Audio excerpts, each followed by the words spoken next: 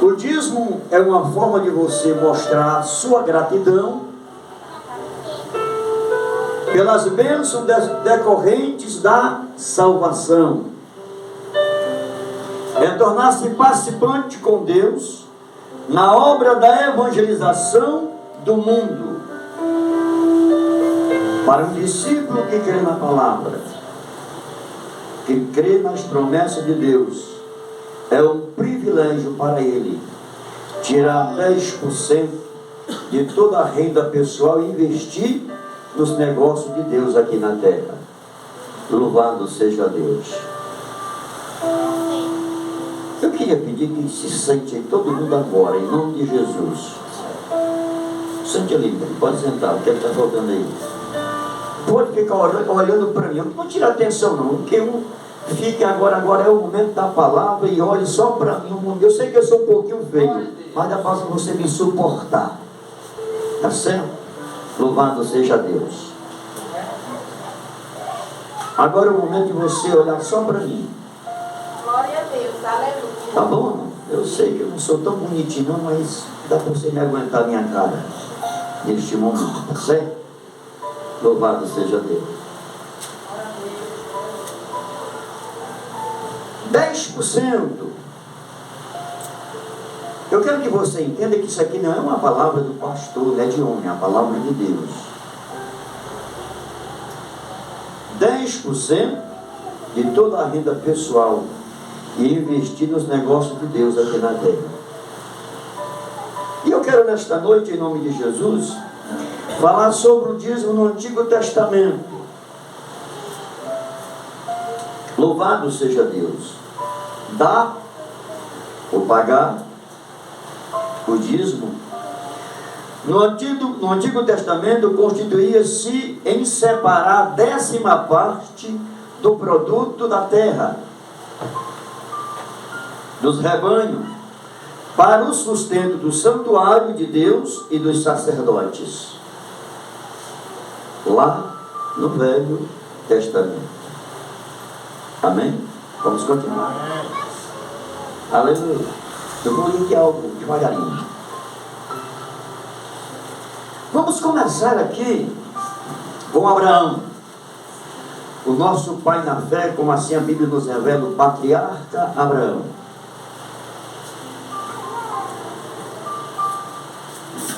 O dízimo nos dias de Abraão. A origem do dízimo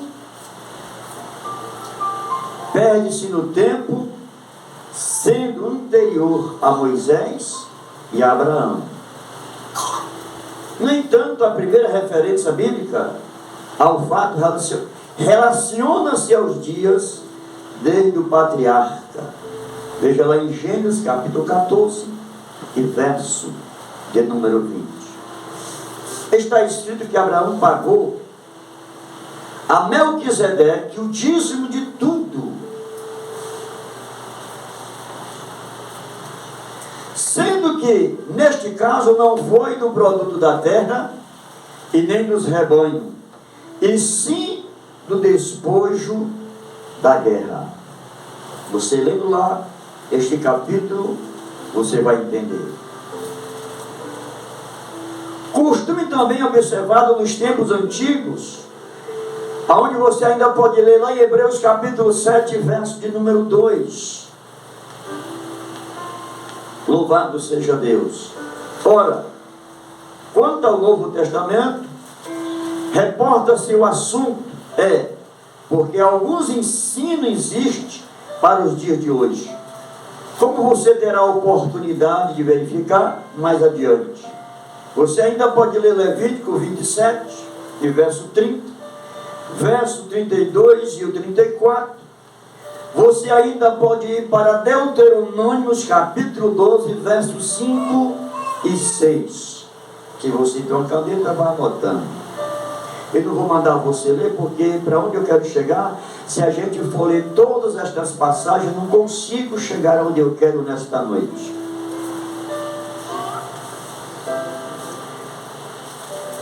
O dízimo nos dias de Jacó.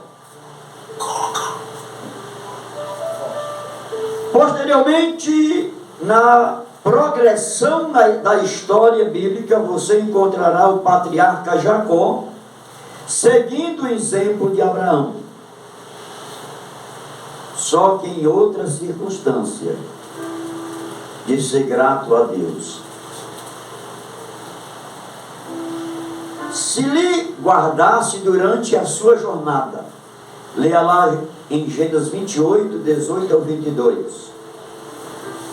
É certo que a gratidão pelas bênçãos a ser alcançada moveu o coração de Jacó, que de forma espontânea reconheceu a soberania de Deus após a experiência em Betel.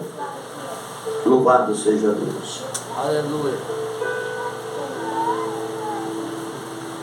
Dízimos no dia de Moisés, nos dias do patriarca Moisés. No dia de Moisés, o dízimo passou a exercer importante papel na vida religiosa do povo.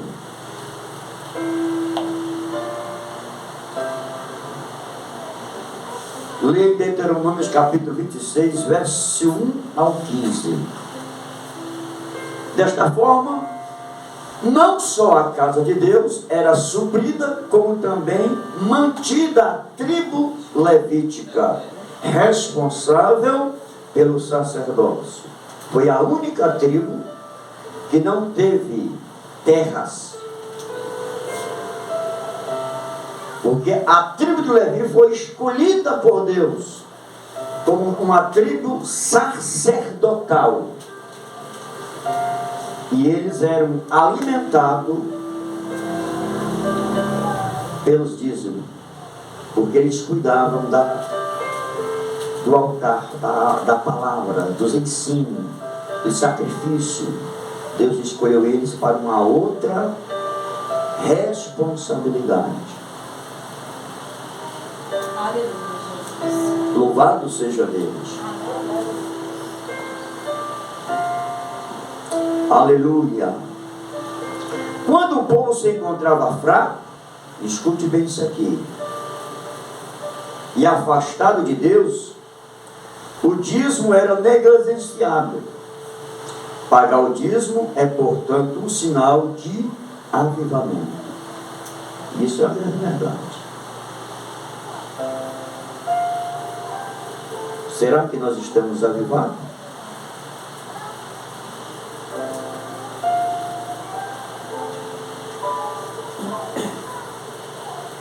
Mas isso é uma pergunta que você se responda a você mesmo.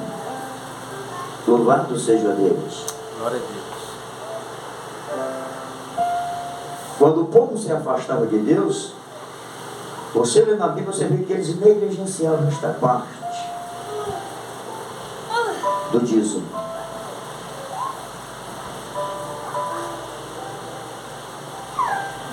Louvado seja o nome santo do Senhor. Pagar o dízimo é, portanto, irmão, um sinal de avivamento, entre outros, quando provém da fé e de um coração que reconhece o senhorio de Deus sobre todas as coisas. Por isso, Malaquias chegou a chamar de roubadores de Deus aqueles que não pagavam os seus dízimos. Malaquias, capítulo 3, verso 8 ao 10. Concitando-se-os a fazer prova do Todo-Poderoso, que jamais deixará de cumprir suas promessas àqueles que lhe são fiéis. Aleluia. Eu posso prometer e posso nem cumprir, mas sabe que quando nós somos fiéis a Deus, Deus ele é fiel para cumprir com as suas promessas nas nossas vidas. Glória a Deus. Aleluia. Louvado seja Deus. Entre esta fidelidade tem que ser individual. Eu não posso pegar carona na esposa. Não, minha esposa é fiel, eu vou pegar uma carona aqui na fidelidade dela. Não. A gratidão dela para com aquilo que ela dá para Deus, devolve para Deus uma coisa. E a sua, como é que fica? Principalmente nós obreiros. Principalmente obreiros. Como é que você vai ensinar algo? Você, sendo um dirigente do trabalho, como é que você vai ensinar ao povo dizimar se você não dizima? Se você não devolve aquilo que é de Deus? Como falar de algo que a gente não vive? Como ensinar algo que a gente não está vivendo? Eu conheci um devido pessoa, hoje ele é vivo, e hoje é um dos pastores de um grande ministério em Fortaleza. E ele era pastor de um certo lugar. Não vou dizer o nome, nem de onde era o ministério que ele estava. Mas ele estava numa cidade. Era um homem de Deus. Cada culto que ele fazia era 20, 30 pessoas rindo aos pés de Cristo. A igreja cheia, lotada de gente. Não tinha oferta, muito pouco, e dízimo principalmente. O sapato que ele tinha, dando testemunho, estava furado. Ele andava na areia crente e sentia a areia queimar o peito do pé. A blusa dele tinha uma televisão, foi remendada com um saco de pão de açúcar, que a mulher remendou. O pessoal não viu porque ele tinha um paletó velho e cobria. É verdade, ele está vivo. Esta pessoa mora em Fortaleza. Vivinho. Porque ele foi falar com Deus.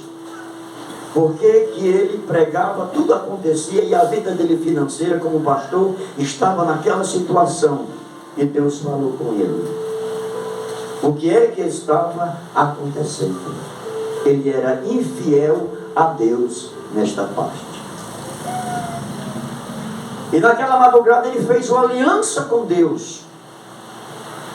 No fim do mês ele foi para a reunião de obreiros, que todos os meses ele ia para a reunião de onde ele estava, para a Fortaleza.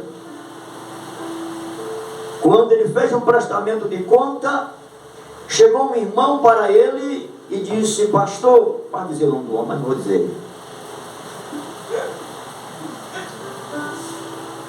Antes do senhor ir embora, passe lá na minha loja. Eu quero conversar com o senhor. E ele foi. Quando ele chegou lá, o dono daquela loja de roupa disse: olha, de madrugada Deus me falou isso, isso e isso. O irmão escolha 2 paletó com sapato completo, que eu estou lhe ofertando, porque Deus me mandou fazer isso.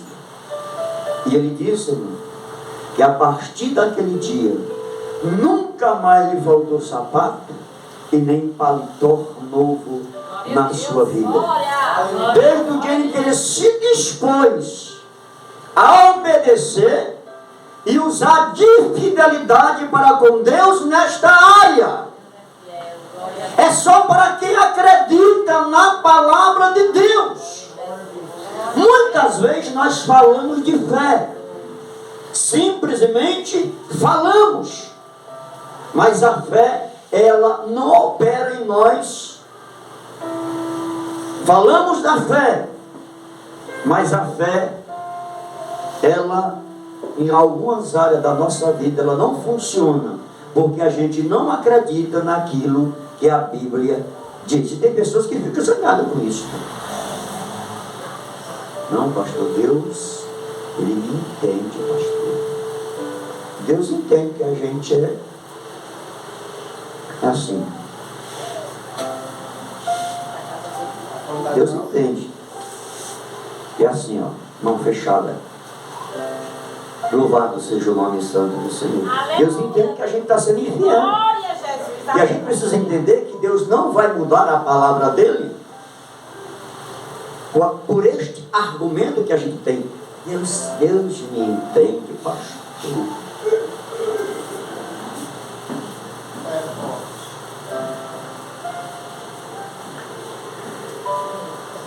E por causa disso, muitas vezes a obra de Deus ela sofre. por causa das nossas infidelidades nesta área. Se a gente ganhar 100, não pode, coração fecha. Se ganha 1000, aí é que o coração se fecha mesmo. Se ganhar 2000, aí é que o negócio fica mais fechado ainda.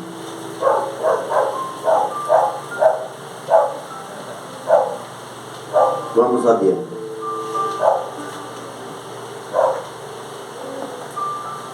Aleluia. O dízimo no Novo Testamento. O dízimo não ficou restrito, irmão, ao tempo do Antigo Testamento. Como muitos por aí estão ensinando, fazendo guerra, usando redes da internet, Facebook, Instagram, meu nome, Instagram, o outro lá, não, o outro lá, o YouTube, para fazer guerra com respeito a quem dizima na obra de Deus, trazendo confusão. Louvado seja Deus, debates desnecessários. Louvado seja o nome santo do Senhor. E você pode prestar atenção que pessoas que são infiéis a Deus nesta área são os primeiros a aderir a estes ensinamentos. São os primeiros a dar ouvido a estes ensinamentos. São os primeiros a tomar para si aquilo. Louvado seja o nome de Jesus. O escritor da Epístola aos Hebreus estabelece uma vinculação direta entre esta prática e o Novo Testamento, quando menciona o fato de Abraão ter pago o dízimo de tudo a Melquisedeque. Aleluia! Vale lembrar, inclusive, que o mesmo autor afirma ser Cristo sumo sacerdote segundo a ordem de Melquisedeque, como está escrito em Hebreus capítulo 5, verso de número 10. Ora, isto quer dizer que se a ordem é a mesma, os deveres e privilégios continuam também o mesmo. Não mudou nada, irmão. Não mudou nada com respeito para os dias de hoje em que nós estamos vivendo. A promessa continua de pé na vida daqueles que acreditam em Deus. Louvado seja o nome do Senhor. Isto inclui o dízimo. Pagar o dízimo, portanto, é dar sequência em Cristo, o seu sacerdote, o seu sacerdócio de Melquisedeque, que é sem pai, sem mãe, sem genealogia, não tendo princípio de dias, nem fim de vida, mas sendo feito semelhante ao Filho de Deus, permanece sacerdote para sempre, como diz lá em Hebreus capítulo 7 e verso de número 3. Aleluia. Louvado seja Deus. Agora, Jesus e o dízimo. O próprio Cristo não passou ao largo do dízimo. E você pode ler isto lá em Mateus capítulo 23, verso 23 e 24. Seria bom que você lesse todo o capítulo para você entender. Do livro de São Mateus.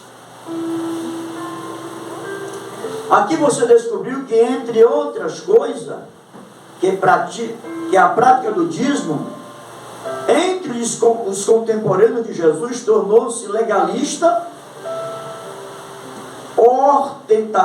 ostentaronia, em abstrato demais, Jesus, e falsa espiritualidade.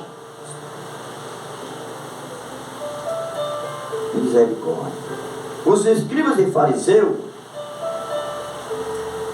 cumpriu esta determinação para ser visto e honrado pelos homens, e não como fruto sincero de corações agradecidos. Eram apenas aparência, nada mais. Todo o texto de Mateus 23 enfatiza este lado de arrogância e de falsa religiosidade. Onde a hipocrisia se reveste de justiça, para tornar-se glória de corações iníquos e apodrecidos. Alguns podem pensar, à primeira vista, que Jesus estivesse condenando o dízimo. Nesse capítulo tem gente que prega que Jesus, nesse capítulo, já vi pessoas dizendo, não, lá em Mateus 23, Jesus está condenando o dízimo. Mentira do diabo. Leia todo o texto para você compreender, para você não estar falando heresia, besteira, para você não estar se colocando contra Deus e aquilo que a Bíblia está ensinando. Louvado seja o nome do Senhor. Alguns podem pensar que à primeira vista que Jesus estivesse condenando o dízimo. Porém, uma leitura mais acurada, mais profunda do texto do capítulo 23 revela que ele estava reprovando a motivação errada. E não, Jesus não estava condenando o dízimo. Se você ir lá, bote o seu joelho no chão e ore. E veja, peça discernimento do Espírito Santo, que Jesus ele não estava condenando o dízimo neste capítulo. O problema é que muitas vezes a gente é preguiçoso para orar e para ler a Bíblia e pedir ao Espírito Santo, que é o autor da própria Bíblia, que ele nos revele. Muitas vezes a gente é como, os irmãos me perdoam a minha expressão, mas como um piolho. Só anda na cabeça dos outros. O que os outros dizem, não quer nem saber, está certo. Ele não vai nem para a Bíblia saber se realmente está correto. A pessoa diz que já está pegando no ar, não quer saber se é fermento ou se é palavra de Deus, se aquilo faz bem ou ele vai lhe fazer mal espiritualmente. Louvado seja o nome do Senhor. Glória a Deus.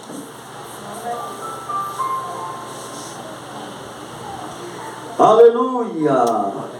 Revela que ele estava reprovando a motivação errada. Foi isto que ele deixou claro ao afirmar.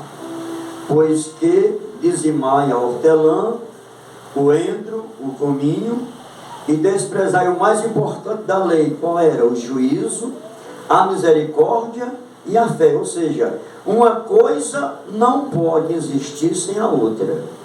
Se você lá ler o capítulo, você vai entender. É tanto que acrescentou: deveis, porém, fazer estas coisas e viver o juízo, ou seja, a misericórdia e a fé, não omitindo aquelas, dizimar a hortelã, o endro e o cominho. O que Jesus fez foi reforçar o conceito de que o dízimo, antes de ser mera obrigatoriedade para aparente justiça, é um ato de fé que produz obediência voluntária aos mandamentos da palavra de Deus. Aleluia. Glória a Deus. Aleluia. Louvado seja o nome santo do Senhor. Vamos ler a Bíblia com mais cuidado. Antes de você falar alguma coisa, contestando alguma coisa dentro da palavra, primeiramente vai examinar. Leia os textos, contexto. Procure pessoas que tenham capacidade, porque tem pessoas que Deus levanta com mais conhecimento exatamente para nos ensinar. É bíblico isto. Na igreja tem mestres, tem doutores, tem pastores, evangelistas. São pessoas que são levantadas por Deus.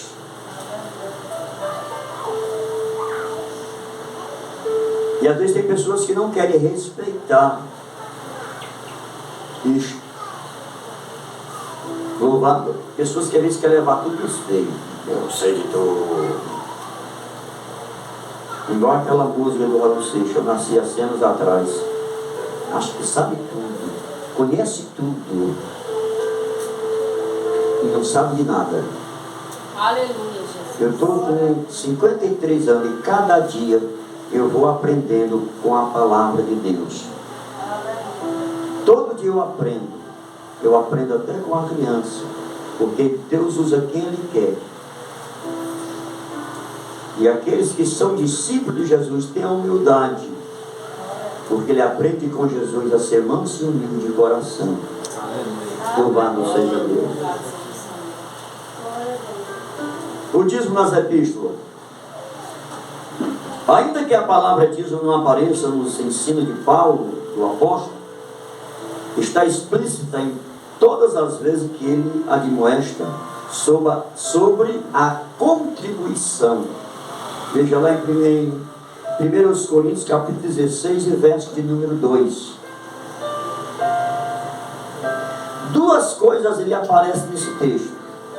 Primeiro, as contribuições eram feitas no primeiro dia da semana. Aqui coloca o domingo. Alguém quiser coloca o sábado, mas aqui o comentário deste estudo coloca o domingo, tá bom? Proporcionalmente à prosperidade de cada um. Veja lá o texto, leia depois. Conforme a prosperidade de cada um. Aleluia. O dízimo é exatamente isso. Quando se paga 10%,